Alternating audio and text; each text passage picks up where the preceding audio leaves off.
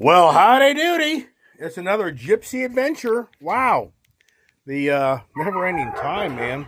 Hey there. No, come on, let's go. So I got to get Gypsy, come baby, to the vet. I'm going to get Gypsy up to the vet, which I'm already running behind again. I'm going to make it again because of the schedule. Baby, come on, get over here. Oh my gosh, go baby. Oh my gosh. Oh, jeez.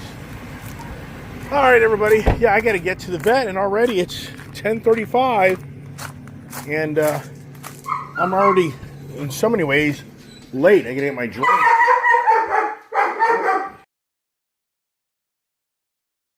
All right, as I say, man, the clock seems to move faster as you get older. Seems like some days, doesn't everybody? I mean, oh my gosh.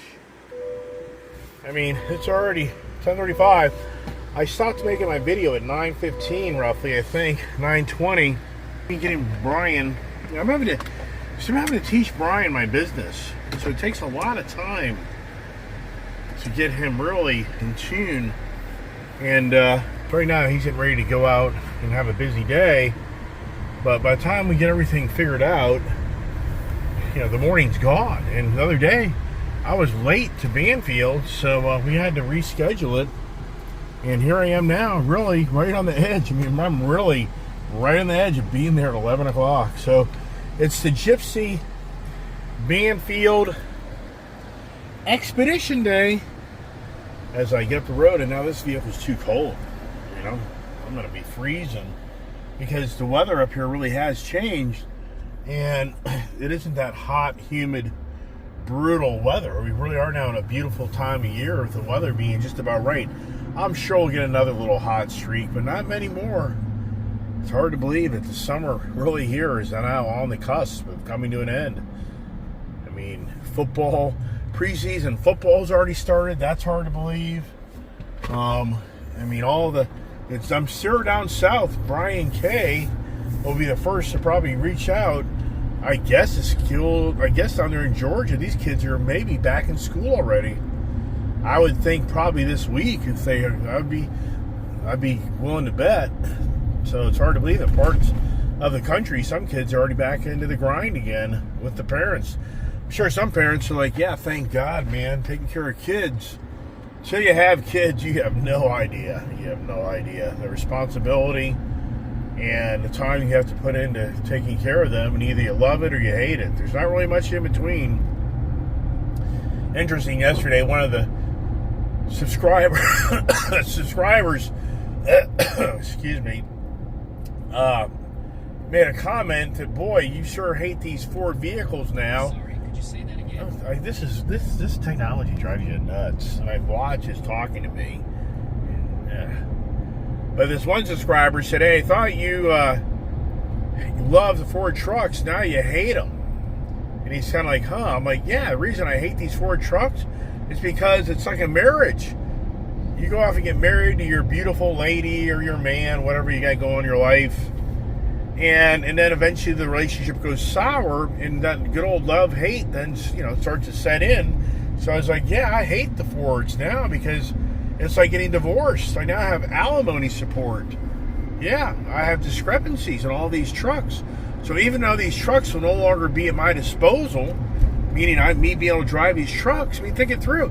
That's what I said. The auto industry is the mob. It's a mob. I don't know of anybody being the Ralph Nader, and I was never a Ralph Nader fan, if you know who he is, from the 60s, that went after General Motors for building crapola, a Chevy Corvair that was a death trap in his book.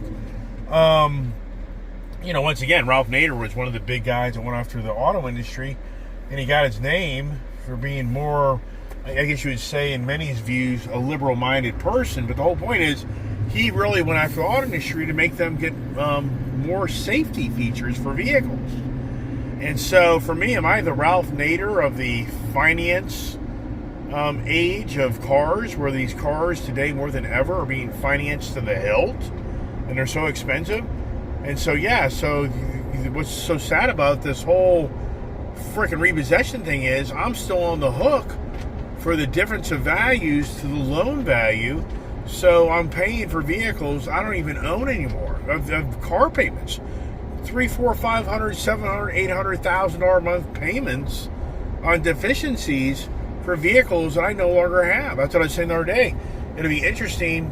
I really never thought much about it, but there's somebody riding around in my vehicles right now, not knowing. Not only are they making a payment on the vehicle, I'm making a payment on the vehicle. I mean, is that ridiculous or what?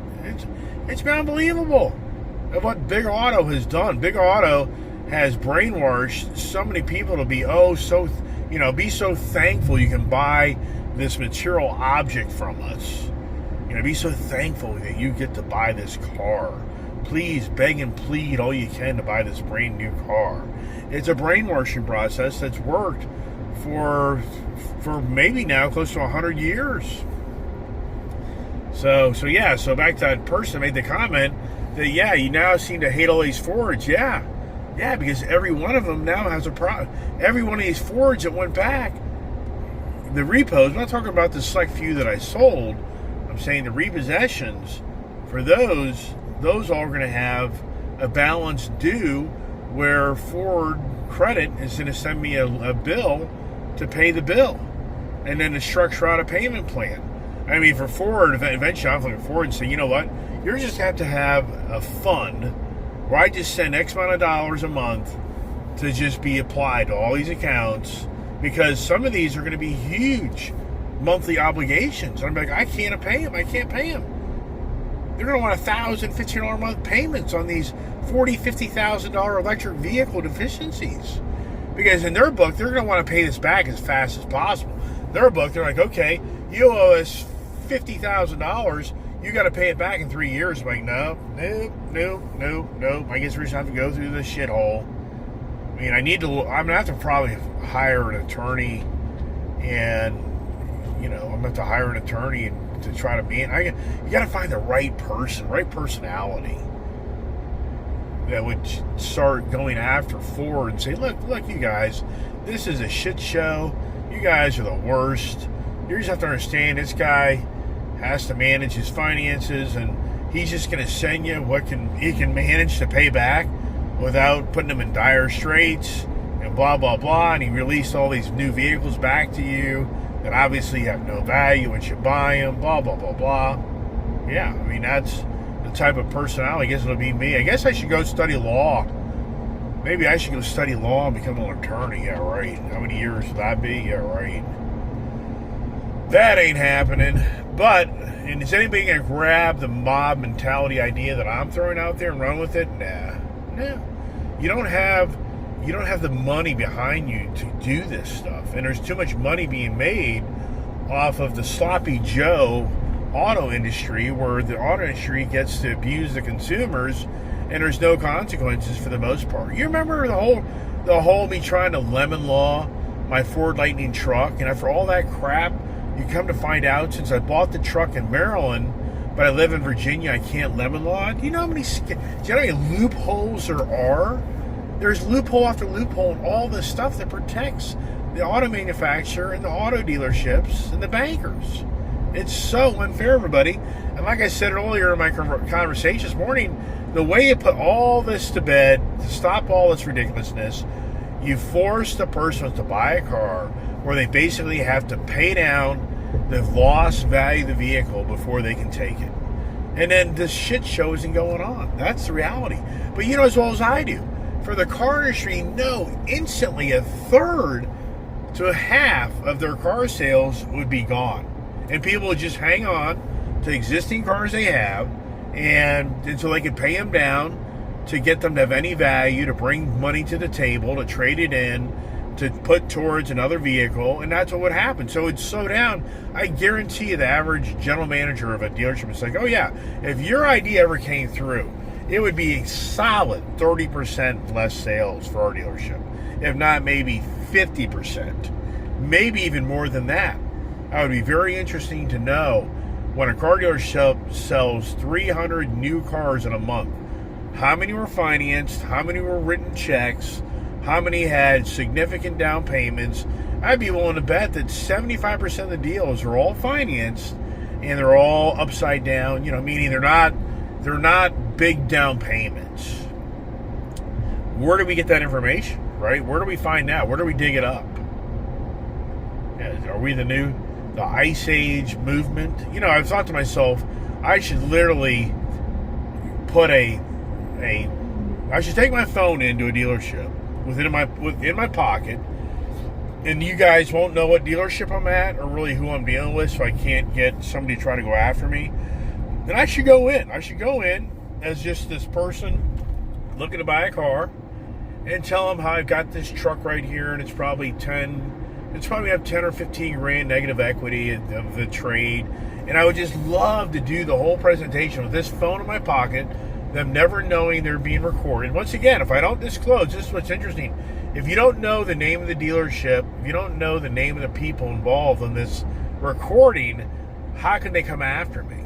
How would they? You would never know. But I would love to be able to record everything, and you would hear then how it plays out. Because I'm just a guy that the guys would pick up, oh, this guy's a car guy. Oh, we're gonna get this guy done. And I don't tell them anything about me. I don't have my credit, and then I can just start going through the spiel. And then you hear the car salesman, you know, persuading me to, yeah, you know, this is a nice truck, but it's too much truck for you. You probably really don't need this. Yeah, I can see how you probably should downsize. Yeah, I know the truck's probably, yeah, but you know, we can work that out in the financing. Yeah, I know you're going to buy this other vehicle for 50 grand, and we could probably roll 10 or 15 grand. You going to put any money down? I don't know. I could probably put down the tax and tags and blah, blah, blah. And so so then the $50,000 car, he'd say, okay, we could probably bury 10 grand at least into it. So now it's 60, and you're going to put like 5 grand down. And so at the end of the day, the vehicle's financed for like 65 grand. Then I go back in the back end, and then the finance guy saying, hey, look, you know, I can get you an extended warranty and maintenance and this and that, and I can cut you a deal on that, and that'll add $20, $50 a month to your payment, blah, blah, blah. I mean, I could do the whole 9 yards. And you could just hear on what goes on. And then the guy calls, and, well, the banks don't want to buy the deal, but I know somebody that I can call that I can think can override to buy the deal, blah, blah, blah, blah. I think it can, da-da-da. Yeah. I think it would be great stuff. But once the guy pulled my credit, they'll be laughing their ass off. Then the whole conversation would be like, what? What? How many repossessions do you have? Who are you? Wait a second, I know who this guy is. This guy's the Iceman. What's going on here, buddy? Yeah, what is going on? All right, it's 10:47. I'm still at least 5 minutes away. This light's the worst. It's a short cycle light, and this trucker can barely get his truck to move because it's a truck. So does it go yellow, red? Is it a 2-cycle light for me? It's right on the edge. Right on the edge. Oof. Am I going to make it? There, I told you. Barely made it. But I made it. What's that little gypsy girl doing, huh? That little gypsy baby. She's such a good little baby. You are. Yeah, you can have her checked up. Never ending, right? But a beautiful day here, everybody. It's 82 degrees. Humidity factor, not much. But you know what? Haven't heard from the other repossession people, so I'm going to call the lady and go, hey, Christy, or whatever her name is, you know, where are you guys? What are you going to do? I mean, you plan to come? Interesting. Hello? So my phone, nothing's going on. Hello? What is going on? Hello? Maybe it's over here. Oh, they did pick up. Are you there? Hello? You there? Hello? So my truck isn't interacting with my phone. Doesn't end.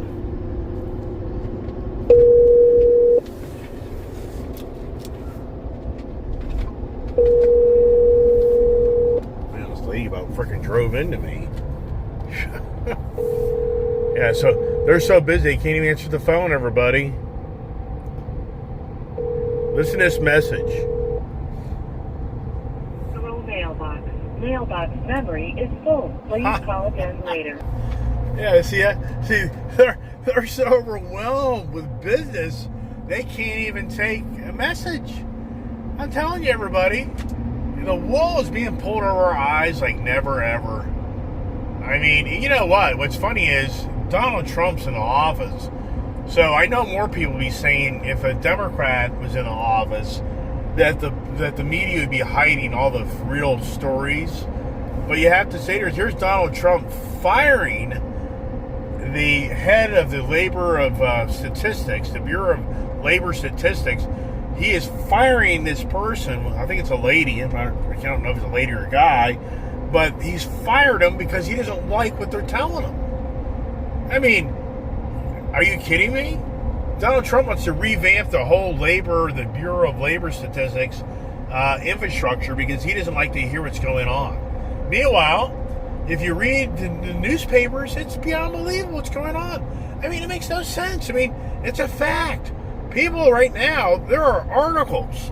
I mean, I don't even believe them. There's articles of people claiming that they've been on a job for a few years, and they have applied like 900 times to get a job, and they can't get a job. And what happens on this unemployment stuff, what people don't know is, after X amount of time, it expires of you getting unemployment benefits, so you're off the radar screen. So the unemployment numbers, you can't really read them after a while because so many people, they don't get rehired. I think it's like an 18-month. I don't even know the numbers. Somebody else out there may know better. So you really can't even get a handle on it. On the Wall Street Journal, which is dangerous because it is more biased, I think, to one party versus the other. But in Wall Street Journal, it has numerous people saying that they lost their job and they cannot find a job. Now, sure, they can find a low-level paying job, but to replace their $70,000, $80,000, $100,000 a year job, they can't find it. They're not getting them. They're not getting offers. So on the one equation, when I read articles, you hear that many people are now being impacted, that yes, the artificial intelligence, the robotics, things are slowly creeping in to take away jobs or not even create jobs like they used to. Like the younger people, they're saying maybe more challenged than ever because of all this artificial intelligence taking, basic level entry jobs. So you hear that, and you hear the concern of where the tariffs are going to take this country, but the stock market's on fire. I mean, you can't make this stuff up. To me, it's like beyond unbelievable. The stock market's on fire.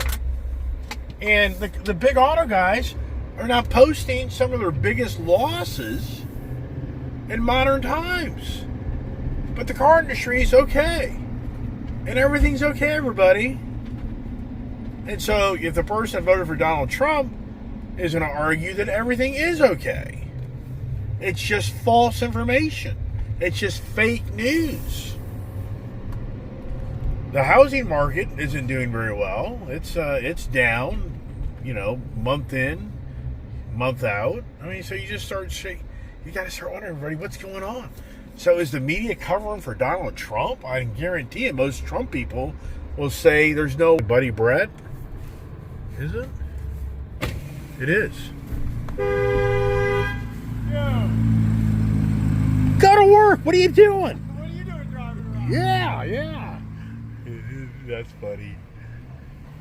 You're right. Gypsy baby. I have a valid excuse. I got Gypsy baby. And she knows. Does she know? Does my little Gypsy baby know what's going on here? To the band field once again. I think I'm going to park. Oh, somebody took my spot. There's my buddy. He's a really nice guy. That gentleman right there, he's a cool guy. I like him. He's very nice. Now, the Mojave pinstripe deal, that is interesting, to say the least. All right, guess what? I'm 5 minutes early, so I did okay. Are you ready for your checkup from the neck up? Are you ready, little baby? Are you ready? Look at that little baby. She is such a good little baby. All right. I wonder what she knows. This is kind of interesting on why she's so revved up. Stay there. No, stay there. Stay. I gotta get your leash. I can't get your leash. Tater. No. Alright.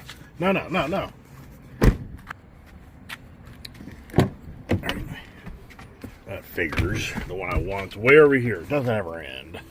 Alright, man, she is wound up. It's weird. I don't really like this leash. I think my wife got it, and it really is a great leash. I wonder why. Whoop. So there's like a little willy pilly.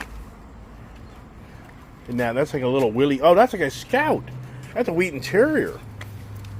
Oh, there's a bunch of dogs in here, so we're gonna have to probably wait it out. Here, pup. Too many dogs. Interesting. So is Orvis open today? It's so strange. The other day, I was here. Whoops. And I was telling you. So here, dogs are welcome. Isn't that nice? Don't need to go in there. But boy, everybody, this is too bad. Everybody showed up at the same damn time. Why'd you do that? And the girl, I told the girl on Friday, you can, whatever works in your schedule. So now here I am, which I really don't need to be here. And there's way too many dogs. Look at this. There's 1, 2, 3, 4. We're getting out 5 freaking dogs. This is the stupidest thing Banfield could have ever done. I mean, so we got 1, 2. So we got 3 dogs. Are you coming in?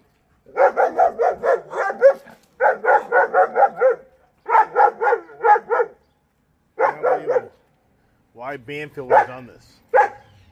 So there's three dogs. There's 3 dogs in there. There's 3 dogs in there. I'm an 11 o'clock appointment. What are you? Why the frick did they do this? I don't know. I'm gonna have to try and get in there though.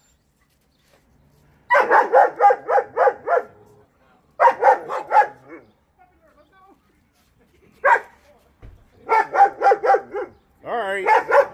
Come on. Let's go, baby. I mean, oh, look at this. This is, I mean, how many? There's like 7 dogs. This is ridiculous. Why? I mean, we'll just reschedule.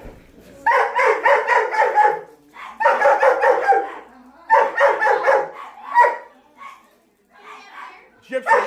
Come here, Gypsy. Come on, Gypsy. Come on, baby. Come on, baby. Come on, get up here. Come on, Gypsy.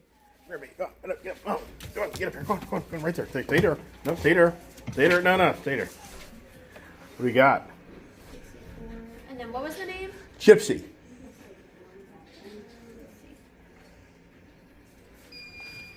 $64? No, stop it. Stop it. Wow, everybody showed up on Monday. What's the phone number? Oh, it's crazy. Come on, let's go. Come on. Come on, get over here. So this is crazy. This is beyond believable. The other Banfield. I'm supposed to be at the other Banfield. Other Banfield. I'm at the wrong Banfield. So who here in my channel has 2 Banfield hospitals literally within a mile's reach of each other? Huh? So on Friday, I was supposed to be at a whole different store on Friday. Now today, I'm supposed to be here. Come on, Jip. Go on. Come on, baby. Come on. There you go. Wow, girl. Woo! Yeah. 165 pounds. Yeah, so what's crazy is, and here's the thing, I have never taken my German Shepherd dogs to the other store. So how did that get into their system? So now it turns into their schedule's so booked up for the rest of the week. So now I got to revolve around my day for 12:30. And I so remember Julie and I coming here with Prince, and Gypsy, and being in this building, going in the back, and them selling us on getting the wellness, the year plan for neuter and spay for the both of them, the whole ball game. So why the hell has Gypsy's record transferred to a different Banfield, where on Friday I'm driving this store and they call me, or I call them, I can't even remember, and we have to reschedule because I'm going to be too late. And now today, I'm supposed to be over there instead of here, which I don't want to be over there because that's the Banfield, that's the PetSmart store, and then Banfield's way in the back, and I don't want to be dragging my dogs through the PetSmart store with all the other dogs, especially when they're younger. You just don't really want that exposure to other dogs, and so that's why I don't like doing that.